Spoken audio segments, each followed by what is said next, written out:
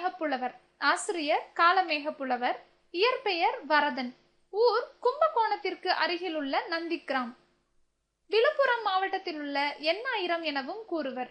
பணி திருவரங்க கோவில் மடைப்பள்ளியில் பணி. சமயம் வைணவத்திலிருந்து சைவத்திற்கு மாறினார். நூல்கள் சரஸ்வதி மாலை, பரபிரம்ம விளக்கம், சித்திரமடல், திருவானைக்கா உலா, சமுத்திர விலாசம். ஆதரித்தவர் திருமலைராயர். கார்மேகம் போல் கவிதை பொழியும் ஆற்றல் பெற்றவர். இவர் இருபொருள் அமைய நகைச்சுவையுடன் பாடுவதில் வல்லவர். ஸ்லேடை பாடுவதிலும் வசை பாடுவதிலும் வல்லவர். வர்க்க எழுத்துக்களை மட்டுமே கொண்டு பல பாடல்களை புனைந்தவர். ஆசுகவி எனப்பட்டவர். அதாவது தலைப்பு கொடுத்தவுடன் பாடும் திறமையால் அவ்வாறு பெயர் பெற்றார். ஆசுகவி பாடுவதில் சிறந்து விளங்கியதால் ஆசுகவியால் அகிலம் எங்கும் வீசு புகழ் காளமேகம் என புகழ பெற்றவர். வசை பாடும் திறமையால் வசை பாட காளமேகம் எனவும் புகழப்படுபவர்.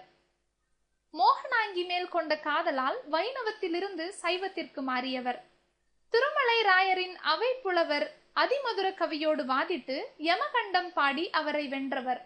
இம் என்னும் முன்னே 700 அம் என்றால் 1000 கவி பாடும் ஆற்றல் மிக்கவர். சித்திரமடல் காதலில் ஏமாற்றம் முற்றவர் தம்மை வருத்தி கொள்வதாக பாடும் மடல் வகை.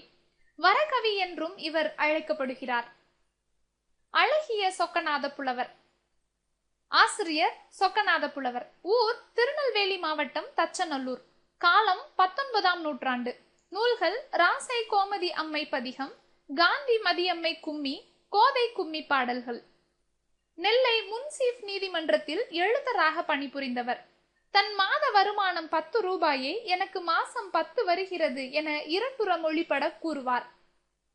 25ற்கும் மேற்பட்ட தனி பாடல்களை இயற்றியவர். காந்தி அம்மை பதிகம், காந்தி மதியம்மை பிள்ளை தமிழ், சங்கர நயினார் கோயில் அந்தாதி, தமிழ் கலித்துறை அந்தாதி, ஸ்ரீவில்லிபுத்தூர் கோவை அந்தாதி, நெல்லை நாயக மாலை முதலியன இவர் இயற்றியவையே. மரமும் பழைய குடையும்.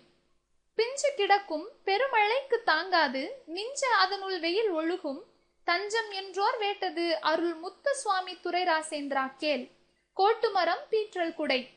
அழகிய சொக்கநாத புலவர். பொருள்: கோட்டுமரம் கிளைகளை உடைய மரம், பீற்றல் குடை பீய்ந்த குடை.